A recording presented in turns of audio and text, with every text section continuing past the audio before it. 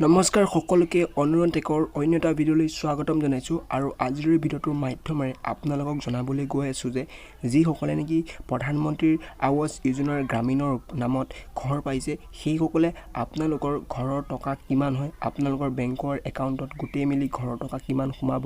আৰু আপুনি 2 নম্বৰ কথা মিস্ত্ৰীক কিমান টকা দি ঘৰটো নিৰ্মাণ কৰাব তাৰ সম্পূৰ্ণ ডিটেইলছ আপোনালোকক এই ভিডিঅ'টোৰ মাধ্যমেৰে জনাম আৰু আপোনাৰ ঘৰটো দীঘল কিমান হ'ব বহল কিমান হ'ব বাৰান্দা কিমান ৰখাব তাৰ সম্পূৰ্ণ ডিটেইলছ জনাম ভিডিঅ'টোত তেনেহ'লে বলক দেৰি নকৰি আজিৰ ভিডিঅ'টো আৰম্ভ কৰোঁ আৰু অনুৰোধ কৰিছোঁ ভিডিঅ'টো শেষলৈকে চাব আৰু নতুন হ'লে চেনেলটো ছাবস্ক্ৰাইব কৰি থৈ যাব এনেধৰণৰ ভিডিঅ'সমূহ পাই গৈ থাকিবৰ বাবে তেনেহ'লে বলক আৰম্ভ কৰোঁ আজিৰ প্ৰথমতে আপোনালোকক এটা কথা জনাওঁ যে আপোনালোকৰ বৰ্তমানৰ পইচাসমূহ কিস্তি চিষ্টেমত সোমাই আছে প্ৰথম কিস্তি দ্বিতীয় কিস্তি তৃতীয় কিস্তি হিচাপে আৰু দ্বিতীয় কিস্তি তৃতীয় কিস্তি হিচাপে টকাসমূহ সোমাব আৰু সোমোৱাৰ পাছত আপোনাৰ গোটেইখিনি টকা মিলি হ'ব 1,30,000 ইয়াত আপুনি নিশ্চয় দেখিছে আৰু দ্বিতীয়তে আপোনাৰ ঘৰটো দীঘল হ'ব 18 ফুট অৰ্থাৎ 18.5 ফুট দীঘল হ'ব আৰু বহলটো ক'বলৈ গ'লে হ'ব 16 ফুট আৰু লগতে বান্দাখনৰ যদি কথা ক'বলৈ যাওঁ তেনেহ'লে বান্দাখনৰ দীঘলটো হ'ব 2.90 মিটাৰ আৰু বহলটো হ'ব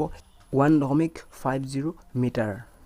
এইটো হৈছে বান্দাখনৰ বহল আৰু দীঘলৰ তথ্যটো এতিয়া আহিছোঁ মেইন গেজলৈ আপুনি যিহেতু ঘৰ এটা নিৰ্মাণ কৰিব আৰু সেই ঘৰটো গোটেই ঘৰটো নিৰ্মাণ কৰোঁতে আপুনি কিমান টকা মিস্ত্ৰীজনক দিব তাৰ ডিটেইলছটো আপোনাক জনাম এতিয়া আমি